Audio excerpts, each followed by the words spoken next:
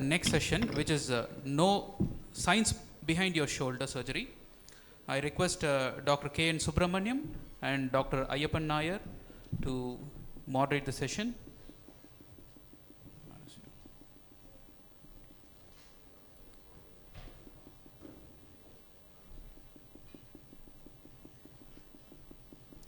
Can I request Dr. Ashok to moderate the session along with Dr. K. N. Subramaniam, please?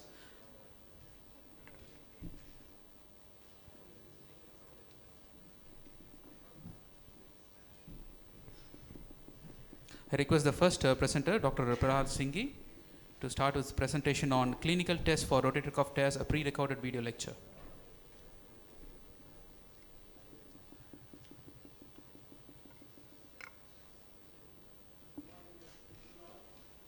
Outside, I thank David Rajan sir and Shyam for having me here today, and specifications from Shyam that I should do video demonstration, and particularly about the periarthritic shoulder also. So we all are here, and we know that how important clinical examination is there, so that we can plan our management, whatever, whether non-conservative or surgical. So the clinical examination remains prime. So we are all aware about the anatomy of the rotator cuff and the function which tries to keep the head centered into the glenoid fossa by creating a force couple which is formed by these four muscles, and these are the muscles we are trying to assess functionally and clinically during our examination: the supraspinatus, infraspinatus, teres minor, and subscapularis. So straight away coming to the clinical examination, so we all know that history is very important. So we have to allow our patient to speak. So the age is very important, because most of our cuff pathology is seen in the elderly population, and maybe in a young patient we can see if they are taking part in the sports, and then dominant hand is again important in the sports injury people, and how long the symptoms are. And what are the symptoms, like pain is the most common symptom these people present to us. So we should take a proper dig into the history, like how the pain started, and what are the features of the pain. So particularly when a patient comes to you with a rotator cuff tear, so they will have a night pain, and particularly over the deltoid insertion, they will tell that, sir, this is the area I have severe pain, I am not able to sleep in the night because of this pain, and in the middle of the night I wake up. So these are certain typical symptoms which are suggestive of your cuff pathology. So I will pertain my clinical examination here only to the cuff, so that we can cover more here. So we also should know whether the comorbidities are very important. The profession of the patient is very important, whether he is a painter, he is doing any overhead activity. If you know, if a person is an overhead professional, so it is invariably they are subjected to impingement and cuff pathology. So this is again very important. So we should try to understand what are the comorbidities, because majority of our patients are diabetic. They are more prone to develop cuff tear, and also stiffness. So they are more prone to develop stiffness. So after taking a thorough history, it is very important you try to do a proper clinical examination, where we try to first see, then feel, and then do a complete range of movement, assess the movements, and do this special test, particularly assessing the four muscles, the supra, infra, and teres and subscap. And also there are a few tests for biceps, and to rule out the biceps pathology and the slap tear which are associated with the cuff pathology. So it is very important you make your patient expose both the shoulder girdles and assess on both the side, compare them on both the side, see if there is any wasting of the muscles, if there is winging of the scapula, which can be sometimes seen in impingement, and are there any palpable swelling, mass, is also very important. So coming to palpation, you try to see, palpate all the joints and see if there is any tender points, particularly over the acromioclavicular joint and bicipital tendon region. And sometimes it is also possible to feel the defect over the tendon, cuff tone area. So movements, we always see glenohumeral movements and scapulothoracic movement. We try to assess active movement and then passive movement, both forward flexion, abduction, and external rotation and internal rotation. These are the 4-5 movements, adduction as well, so which we try to see. So after doing an active and passive movements, we'll just try to come to the clinical examination, the special test. So the painful arc, when you ask the patient to do a complete arc of movement, they will develop pain in particular area of angle of abduction, that is between 20 to 60 degrees. So that shows the kind of impingement pain, and which is support of the cuff pathology. And then coming to impingement, we have the near impingement sign, where you try to do forward elevation with internal rotation. The patient complains of pain over the acromioclavicular region. The modified is you do it in the external rotation. Then Hawkins sign is again an important sign again for the impingement, where you try to do internal rotation with flexion of the arm. So coming to supraspinatus, we are all aware Job supraspinatus test is done. It can be done with movement with forward flexion along the direction of the scapula. So you try to resist and assess the power of the supraspinatus here. So it can be done in complete internal rotation and as well as external rotation. That is called full empty can sign and the full can sign. And then we assess the external rotation. So again, external rotation gives you the strength of infra as well as teres minor. Hornblower is one test where it is you can try to assess whether the teres minor is also involved. Otherwise, it is very difficult to tell whether it is infra or teres minor. Coming to subscap, we have 3 tests like lift-off test, the belly press test, and the beer hug test. So we'll see during the clinical demonstration these tests. So again, the speed test, ergason test, these are for the biceps pathology, and also you have to do the O'Brien's test for doing ruling out the slap tear. So you have to do a thorough neurogenic examination of both the limbs, do a Sperling test, because sometimes you have your cervical pain which can mimic the radiating pain. So you have to rule out by doing a Sperling test, and also sometimes complex regional pain syndrome where the patient have a severe pain, you can assess by doing some sensory examination for this allodynia. So this is how I do my examination. I ask my patient to do, then you look for the signs, and then you ask the patient to move actively. This is the movement what she is able to do actively, and when we try to do passively, we are able to see that we are able to do more movements. So this is again typical seen in any cuff tear, where she will not be able to do active movement. This is the drop arm sign, which is typically seen here. You abduct, and this is the full can test and empty can test. You try to abduct, ask to forward elevate the arm, and the patient is not able to do with internal rotation as well as external rotation. So this is a test for the subscap, where you ask them to lift it, and this is the belly press test, and this is very important test as the external rotation lag test. You take the limb and the limb comes back. Sir, I have a couple of minutes, sir. So this was the complete tear here. This is another patient. If you see, she is able to do active movement only partially, but if we are able to do a passive movement, we are able to take her throughout the range of movement. The terminal movement are just painful here. So this is again important. Again, she is having the drop arm sign here.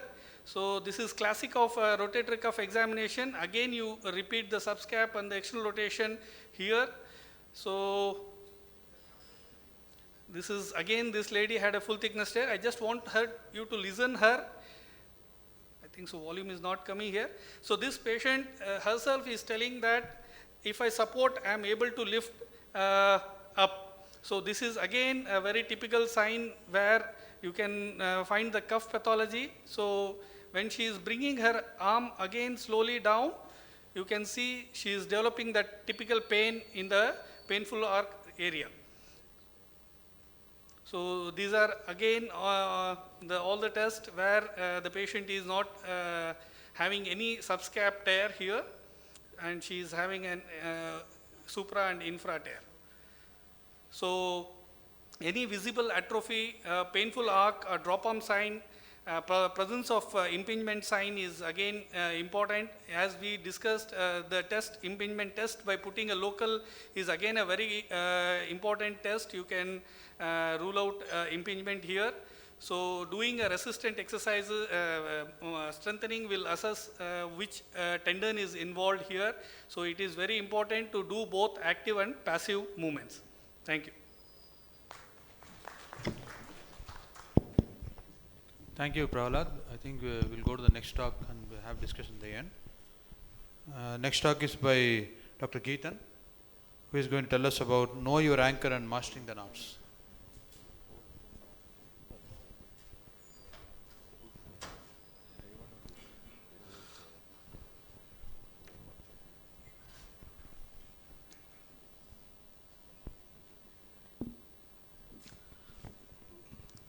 I can change the slides here, right? Okay. Good morning. Thanks to Divya sir and Shyam for giving me this opportunity. This presentation is basically 2 talks, knots and anchors. So with organizers and chairperson's permission, I'll take 2 minutes extra. So moving on to anchors, there are basically 2 types. Those require a knot to be tied and knotless anchors.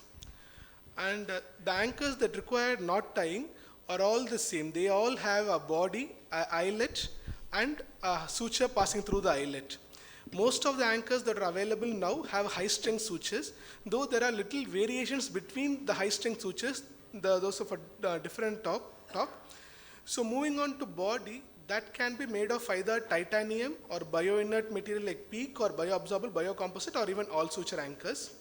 And also in PEEK and bioabsorbable, there are various thread options and sizes. The size we choose depending on the quality of bone and the region where we have to implant the anchors. Moving on, eyelet historically was the major area of abrasion of sutures and suture failure. But with modern anchors, it's now a thing of past. But if there is somebody in the audience who still uses the local generic anchors which you can get from the market, they have a high risk of suture failure at eyelet, so better avoid those anchors. So moving on, so with this information, our decision regarding the proper anchor is based on the cost, whether we want an insertion that can be tapped in or screwed in, whether the anchor needs a pre-drilling or all, and of course the anchor which we use should be less chance of breaking. So we want a low-cost anchor preferably, and I personally prefer a tap-in anchor, 1 step extra, 1 step less, because tapping in is easier than screwing in. We need a direct insertion without a need for a pre-drilling or all. And biocomposite anchors have slightly more chance of breakage, so I try to avoid them. So for me, for cuff, for saving cost, I use a titanium anchor. If there is no cost constraint, I use a all suture anchor. And both these anchors do not need a pre-drilling or all. We can be used directly, and we are avoiding biocomposites. So with this option of all suture anchors, there is good clinical and also mechanical evidence to say that all suture anchors are equivalent to biocomposite or PEEK anchors. So in my practice, I don't need those anchors now.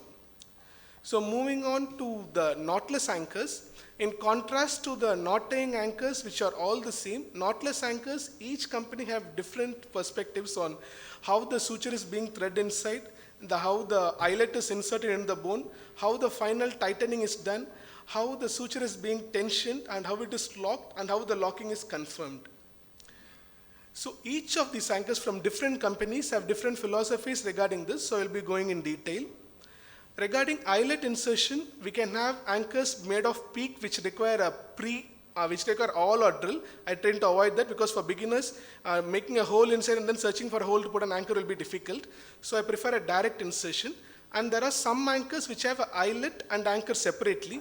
There will be advantages in that they have more strength and they can accommodate more sutures.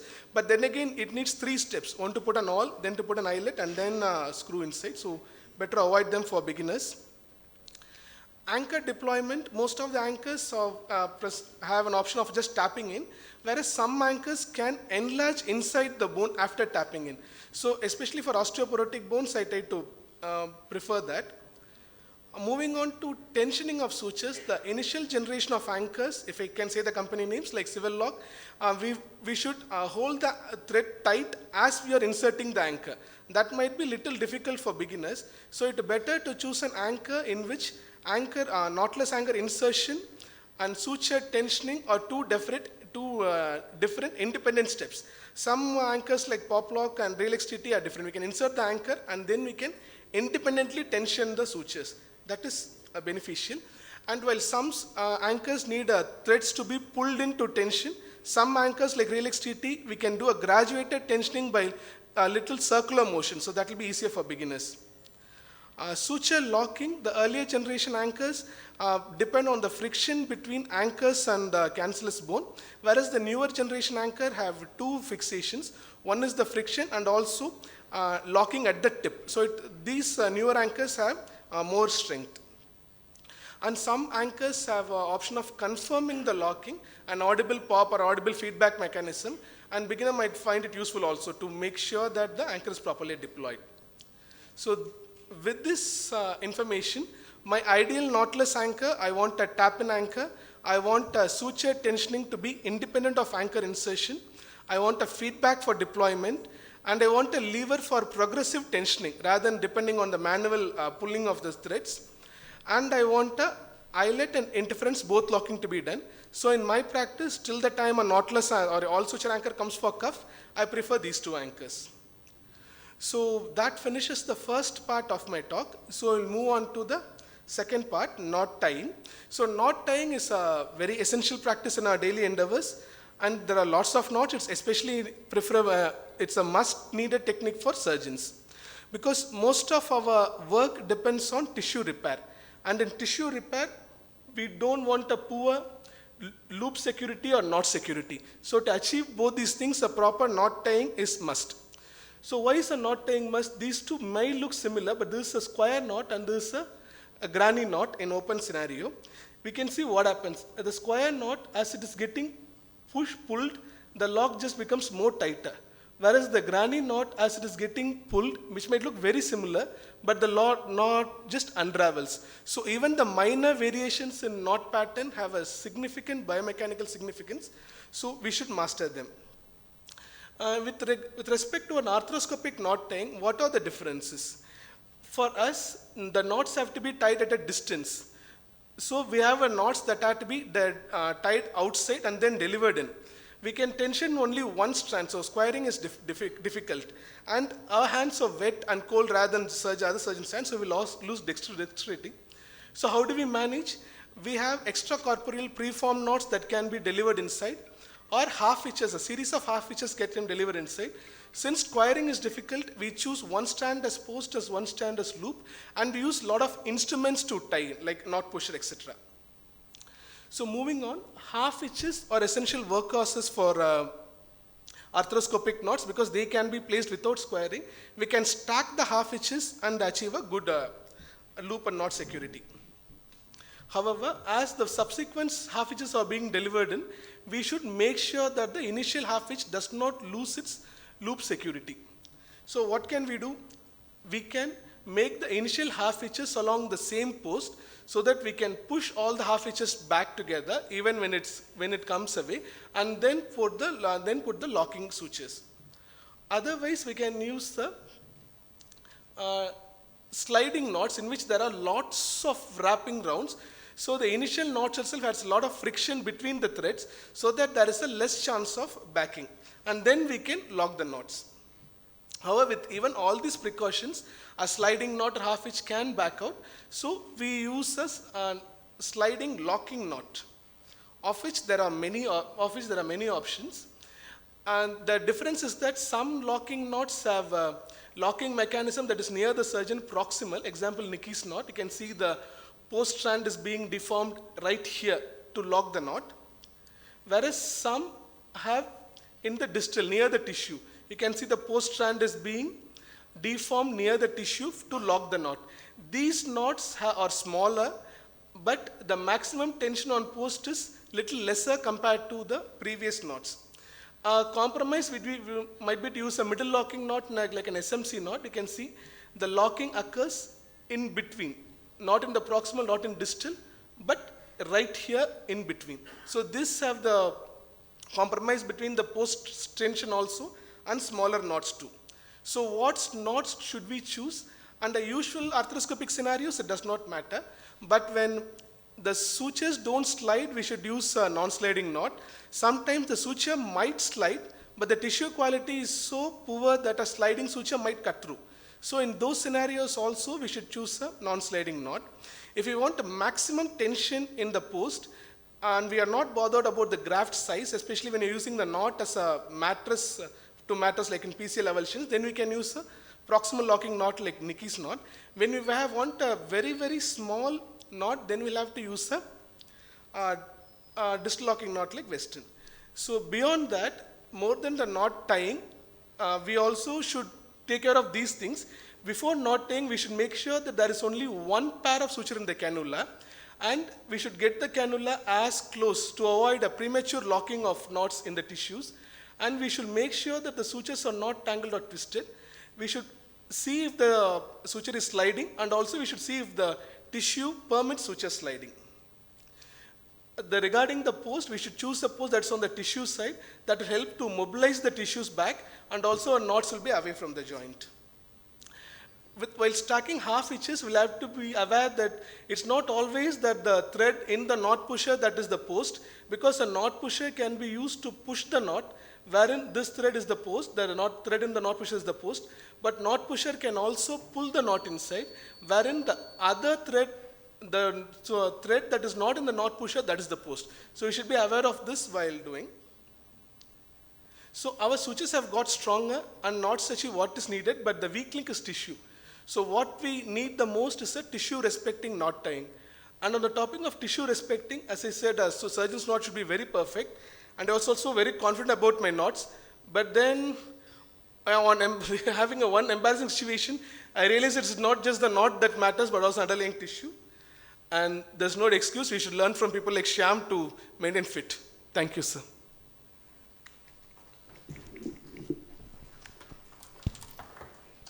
Thank you, Dr. Geethan.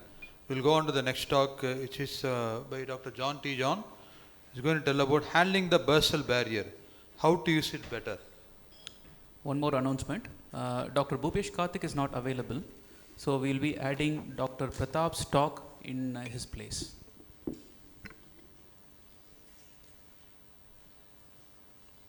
So good morning, everyone. Thank you, Shyam and Ortho-One team for inviting me. I think, this is an out of blue topic. I was just wondering what is this bursal barrier to do. When Shyam called me over the phone, when I was just between the cases, I thought it was just handling the subacromial bursal tissues. Then I went through this, preparing this very short presentation. I learned that a lot of things have happened in the bursa. And it's something, a lot of things is going to happen also. So we'll just see what is exactly a bursal tissue, because most of us, I think, like I'm doing shoulders independently from 2007 onwards, but I never realized that bursa is such an important thing. So let us see what is this bursa and what is it basically. So it's a protective layer that separates the rotator cuff tendons from overlying bones and soft tissues.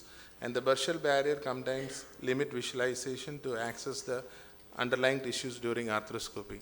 So that is the only thing I used to remember when we started arthroscopy. It was something which always came into way and obstruct my vision when I was doing my rotator cuff. So if you look at the anatomy, I think somebody has discussed already, maybe he has skipped the bursa. Bursa are like a synovial structure that function as a friction reducing cushion locations with high mechanical loading experience such as joints, and this subacromial bursa in the shoulder is supposed to be the largest bursa in the body. So if you look at this particular slide, this is a very important slide which I got from a paper which came in the Journal of Cells. So if you look at this particular tissue here, I think better to use the pointer here, yeah. So this is the tendon. Whatever happens in the tendon, there will be the scientists have found out there is a response in the bursa. So they found out whether it can be due to trauma, impingement, strain or infection, there is something happening in the bursa. Then the bursa will try to protect the underlying tendon by producing different things, because inside the bursa there are all these excessive vasculature is there, there are mesenchymal stem cells are there, they have whatever you name the newer things, they are all inside. All the cocktails are supposed to be inside the bursa. So that will try to protect the tendon and try to initiate healing. That's what they found. So that thing that it is protecting the tendon, and when there is a damage, it is trying to help in the healing, made people think that bursa will be of some use in the repair. So relevance of this particular bursa, subacromial bursa has long been linked to shoulder pain, and subacromial bursitis is a common cause of shoulder pain. And if you look at it, the causes may be recurrent overuse, acute trauma, impingements, calcific deposits, infection, autoimmune disorders, and another term which I learned in this particular presentation is SERVA, that is shoulder injury related to vaccine administration, which is now commonly seen after COVID vaccine in injections. So this is another new term. So this is how the normal bursal tissue appears, and that is a hypertrophied bursa. So whenever there is any thing which is trying to harm the tendon, there is a protective response from the bursa. So let us see whether this bursa is a friend or a foe. So we have found that this bursa has got a lot of increase in cells in the bursal wall, as well as proliferation of endothelial cells in the vasculature. And they also found that the T lymphocytes, the monophytes or the macrophages was reported in the bursal tissue in patients with impingement, and the pain at rest, but not the patients experience pain only during movement. And in 2013, this landmark thing, that they found that they had mesenchymal stem cells properties in bursal derived cells, which were similar or even better compared to bone marrow mesenchymal stem cell. Now everything is revolving around stem cells. From the time of birth itself, people are taking the cord well to keep that. So we have got a very good rich mesenchymal stem cells in the bursa. So in addition to adipogenic, osteogenic and chondrogenic potential, these mesenchymal cells also exhibited tenogenic differentiation and potential with increased expression of tendon markers like this scleroaxis, tenomodulin and tenacin C. So these all helped in the healing of, found out these are the things which help in the healing of a tendon. And this makes the acromial tissue an interesting for its potential to support healing of an rotator cuff tear. So these mesenchymal stem cells are changing into cells which will help in the healing of rotator cuff tendon. So then we looked around, how we can differentiate all these things. We found in the literature what they say is that fluid management is very adequate. If you have to have the proper fluid management, you should have a good visualization. Then only you will be able to visualize this bursa properly and protect this bursa for repair. So you should have either a pump. I don't use a pump for any of my shoulder cases. I use this 5-liter saline in a 7 feet long stand.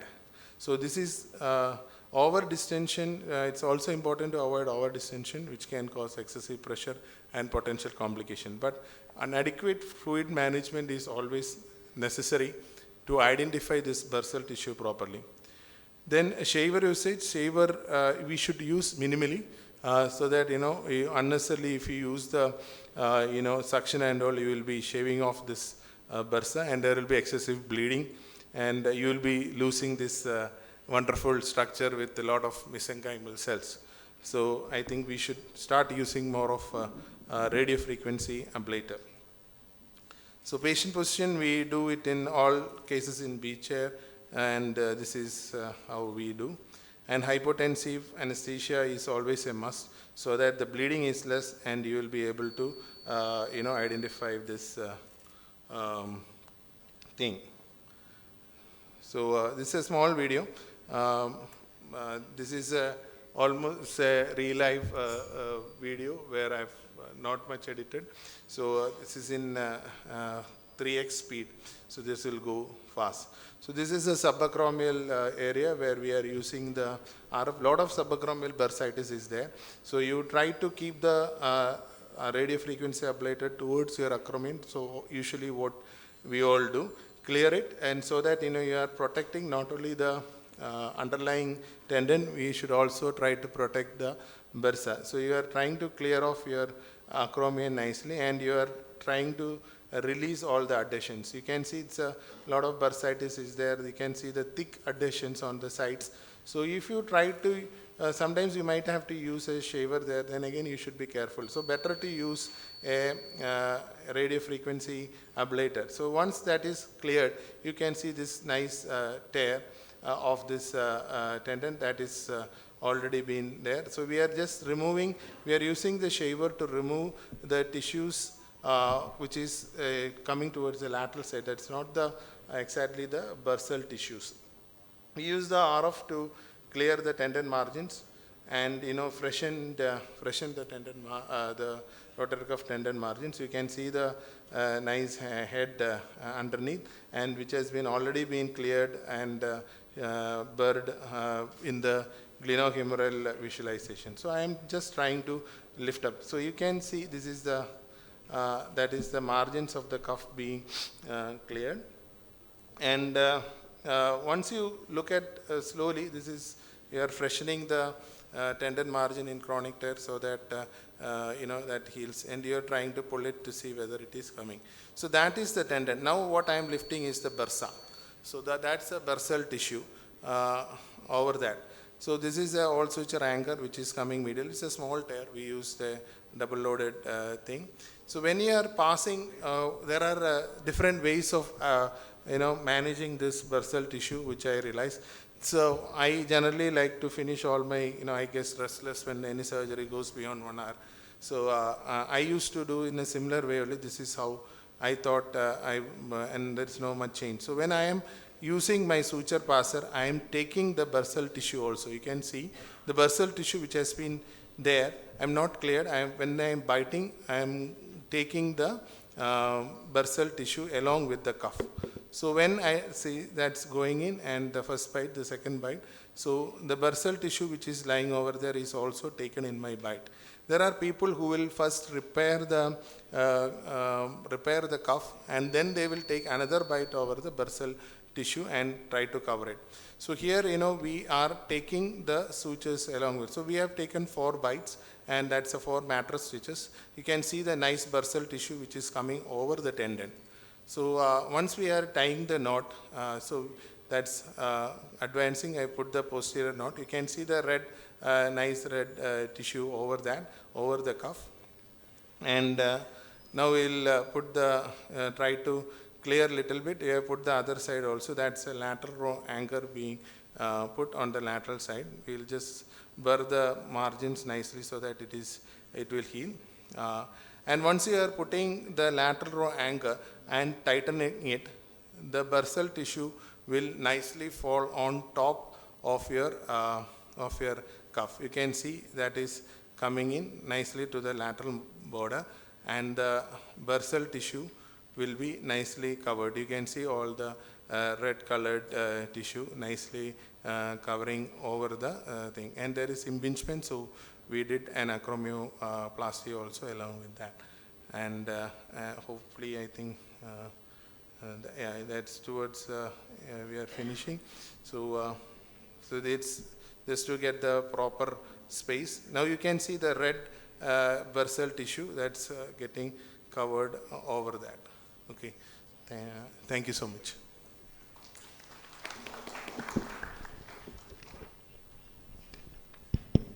Thank you, Dr. John. Next, I think we'll call Dr. Geethan again for giving his talk on how to economize rotator cuff repair. Much needed strategy for our demography. So next talk is on economizing the cost of cuff repair. This is a beautiful goal, just like the beautiful picture, but as you can see, this track is covered with sleet, so it can be a little slippery. So we will navigate it by first differentiating the cost that is involved, then moving on identifying the options of reducing the cost. Then we study the evidence, because our cost cutting should not be at the rate of system of quality, and then we'll learn a few tricks on how to do it. For the patient, cost may be more important, but as a doctor, as a surgeon, we know that best way to reduce the cost is by ensuring the quality, and a good intention should not result in bad results. So on split up, I realized that the cost can be split up into before hospitalization, hospitalization, post-hospitalization. Before hospitalization, investigations do add up to the cost, but I don't think it is a good idea to economize on that, because MRI is a must. It will tell about tissue quality, and for all we know, the patient might have some other association, even in malignancy, maybe nearby. So I don't advise economizing on the investigations. And again, all cross consultations for best safety should be done. And again, post-operatively, some patients might do with the self-assisted exercises, while some will require rehabilitation. And I don't think we should really think about reducing the cost there also, because results are must. So that leaves the hospitalization cost. Here again, a good hospital will cost a premium, and a good surgeon should charge his professional fees. So those two are out. Theatre charges, though it depends on hospital, it also depends on how quickly we finish the surgery. So being quick and efficient in an OT, reducing consumables is one good way to reduce the cost. General consumables can also be used by using less use of cannulas or using linen drapes. That's all personal choices. Arthroscopy consumables can be reduced by having reusable options whenever we have that. And again, if anesthetist and patients are comfortable, probably a brachial plexus block alone can reduce some cost, but again, that depends on patient's comfort and anesthetist comfort. So that leaves us with only two options: reducing the implant cost and going with the quick and efficient surgery. We'll see what evidence we have for this. We don't need any evidence for this. A quick and efficient surgery does reduce the cost, but we can also do a quicker surgery by doing a mini open cuff repair rather than arthroscopic cuff repair, especially in the early stages. But before going on, I should say that I'm talking about mini open assisted arthroscopic cuff repair, not arthroscopically assisted open cuff repair, because in my technique, all the releases and placement of sutures and understanding anatomy are all done arthroscopically. The only procedure done open or just placement of tendon gripping sutures.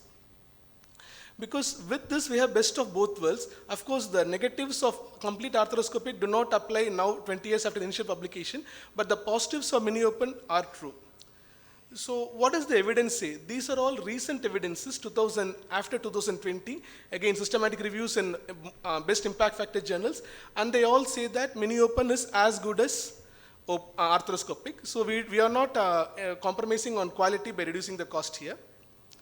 So we'll learn the tricks for that. For increasing the efficiency, we should have a trained theatre staff, well rehearsed, well established and rehearsed routine. All times are significant. Door to knife, knife to suture, and suture back to post-op bed. One thing I cannot stress enough is the well laid out instruments, because the general orthopedic instruments table has a lot of instruments, and these instruments might be lost in them. So have a separate table with only these instruments for cuff repair. Because once a cuff surgery gets delayed, it's a vicious cycle. It gets more and more delayed as tissue swells up and will start leaking. And for mini open repair, I use the technique described in Rockwood-Madsen, curvilinear incision, split along the anterior and midline raphe. Once we do that, and if our cuff tagging sutures are already there. It is just an easy option to just to see the footprint and repair it back. So moving on, how can we reduce the cost of implant? We can reduce the number of implant, or as we saw in the previous lecture, we can use a titanium anchor, or shall we leave away double row fixation, use just single row, or we can leave away anchors at all and use just transosseous repair. What does evidence say? For titanium and suture anchor, there is no direct evidence, but so some anecdotal evidence say that there are some negatives with titanium. In my personal experience, and I'm sure all the senior faculty will agree, there is not much difference in using a good quality titanium anchor, so that is an option for reducing cost. A use of triple loaded anchors, lesser number of triple loaded anchors, I cannot get sufficient evidence for this, so I cannot recommend for or against, but I am worried that it might lead to more bunching and also more stress on the anchor bone interface on each anchors.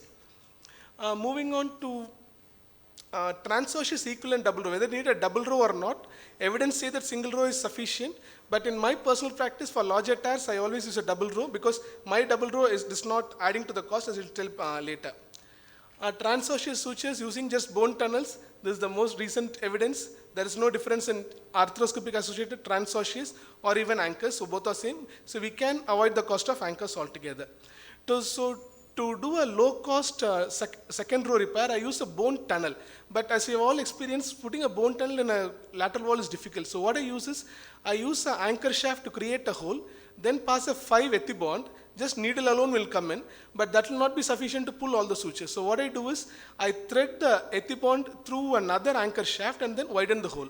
So with this, I can have a well spread tunnels which can use a lateral row. So I am able to always use a lateral row without adding to the cost, but with mini open of course. So transosseous, what are the tips? This is one instrument developed by a colleague, Dr. Sindhilvil in MIOT working now. So it's a very good instrument. It has a little learning curve, little difficult, but once you have mastered it, I've been using it for past 5-6 years, no failures at all.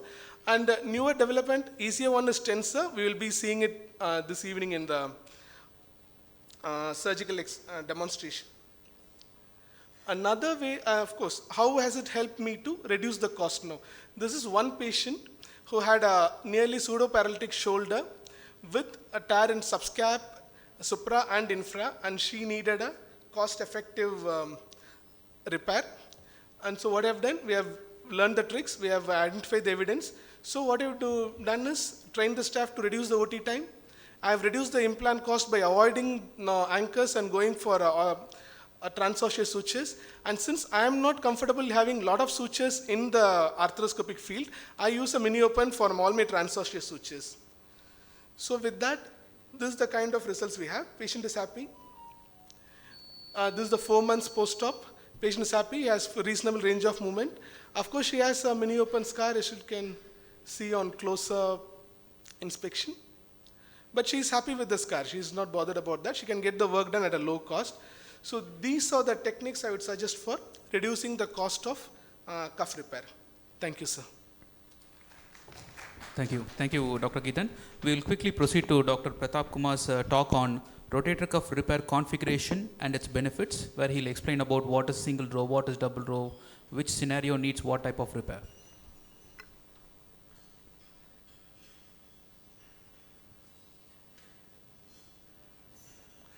Thank you. Good morning, everyone. I'm going to talk. There's a small change in the topic. Early morning, boss called me and said, I need to talk something for the juniors. So I'm going to scale down my talk and change that topic. So I'm going to have a topic on rotator cuff revisited. Okay. Thanks for the invitation, DVR and Shyam. And greetings from Shoulder Elbow Society of India. I'm going to, you all know what is rotator cuff by now. Now, what is rotator cuff? As a MBBS student, first year anatomy student, you know that is to lift it up, okay? Lift up your shoulder, middle arc, all these things you know. But after that, we knew that it is for rotation as well. That's why it's called a rotator cuff, for external rotation, internal rotation, apart from your middle arc and the lifting of shoulder. If you ask any of the shoulder surgeons or they will say the rotator cuff is, the function of the rotator cuff is to keep the biomechanics intact. Biomechanics means to keep the relationship between center of rotation of your of your humeral head and center of rotation of your glenoid intact. Whichever position your shoulder is in, whether I'm keeping it like that or rotated, I'm lifting up 100 kilo or throwing something, the idea of the rotator cuff or the aim of the rotator cuff is to keep the center of rotation, that relation constant. That's the main thing. Why that is, before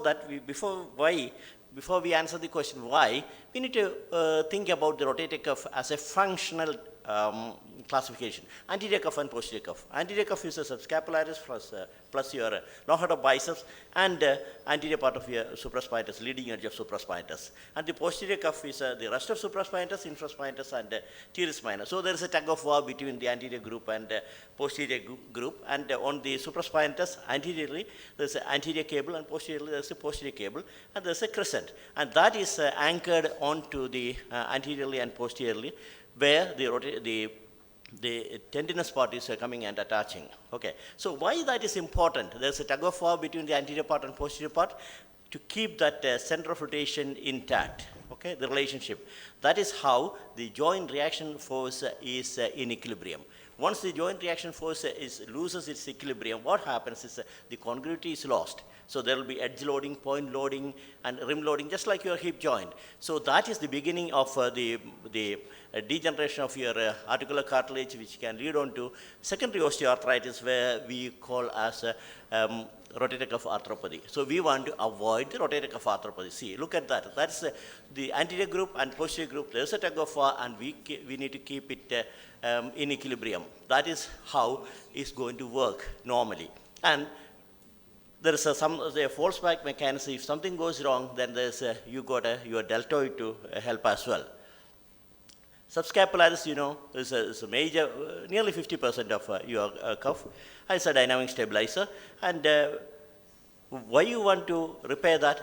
As I said, if the subscapularis is lost, the anterior tug is lost, and the equilibrium is also lost. I am not going into details of the repair of that, because there is somebody going to talk exclusively on that. Now, morphology of the cuff tear. If you look at the cuff tear, it's very important that you need to define the cuff before you repair it. Unless you define it, you don't know what you are going to repair and how you are going to repair. Okay, so different types of morphology there. You got a crescent C-shaped one, you got a L-shaped one, U-shaped one, you got a reverse L, and you got a massive rotator cuff tear, which is retracted as well. Okay. Now this is something called a U-shaped tear, and about the U part. If you look at the tip of that, how you are going to bring that down to the footprint? It's not possible. So what we will do is we will stitch it together, okay, and then change it to a C-shaped, a crescent-shaped tear, and that process is called.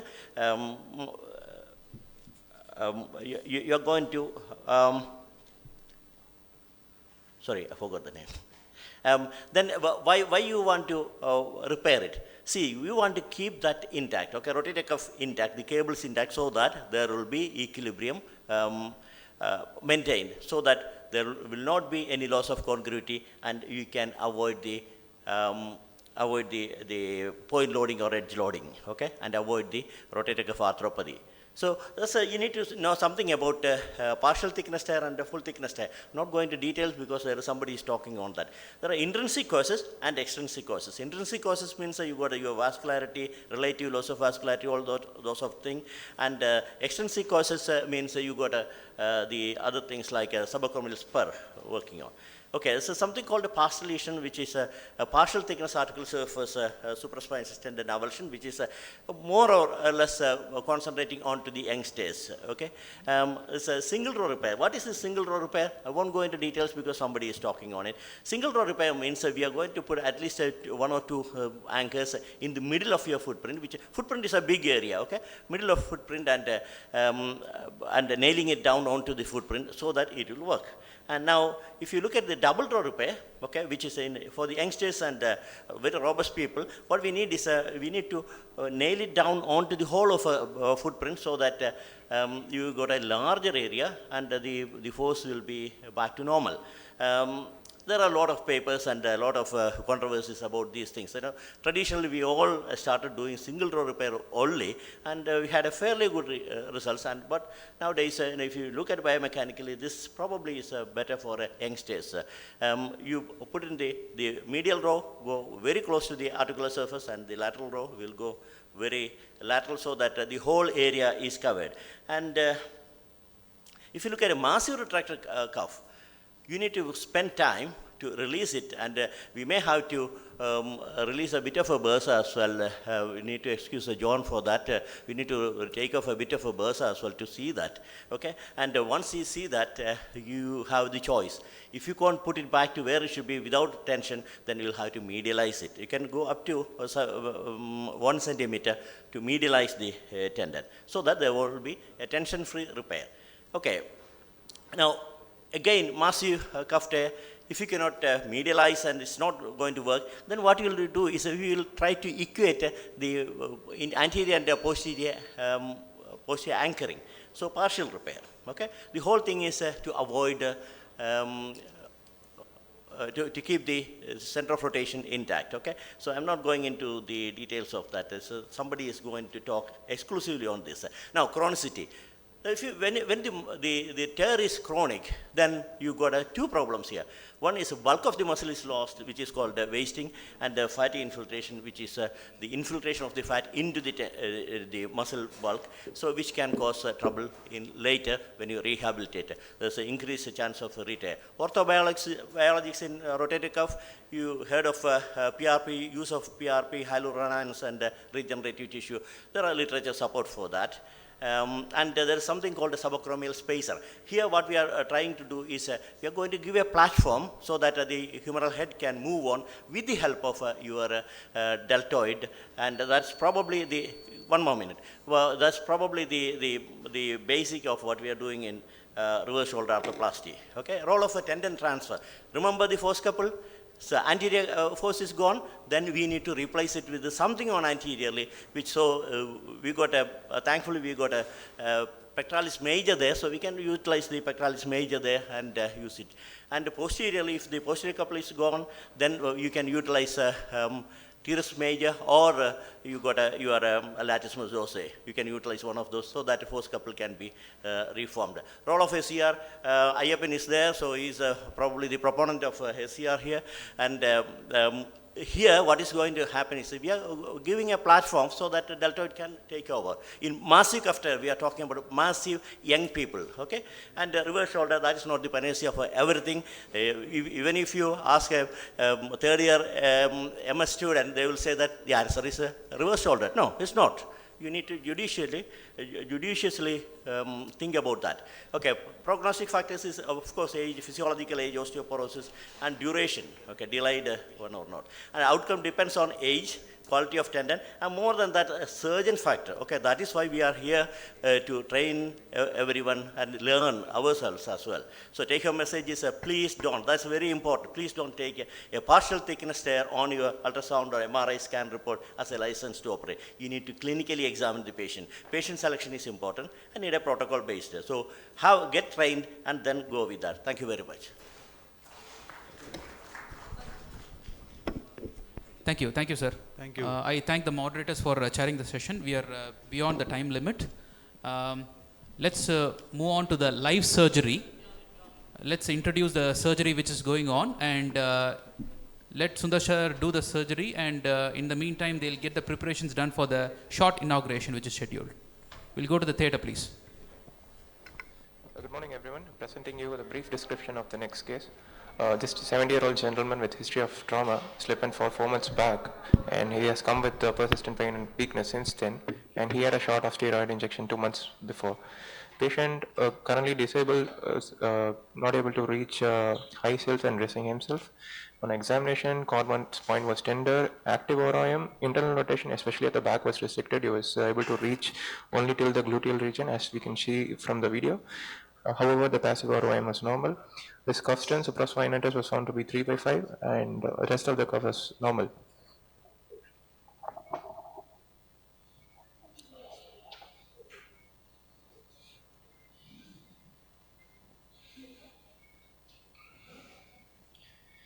These are the relevant MRI cuts showing supraspinatus tear.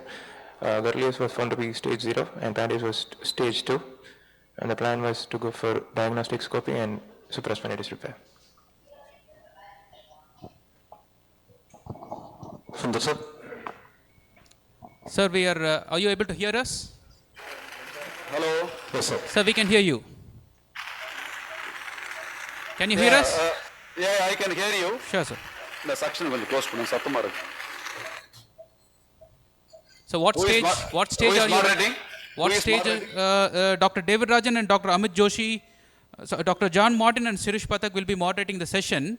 We just want to know at what stage you are so that we will quickly finish off our inauguration, which is for 5 to 10 minutes, and then join you back. No, actually I think you had seen that X-ray and MRI scan. Yep. It's a 70 years old gentleman with supraspinatus tear, very small tear. Actually, we didn't do anything. We just did a subacromial soft tissue decompression. Good. Actually, we are waiting to go on live. So you can finish your. Yeah, give us 5 minutes time. Okay. Thank you. We'll quickly proceed to the short inauguration. I request Okay. Dr. John Martin, Dr. Amit Joshi,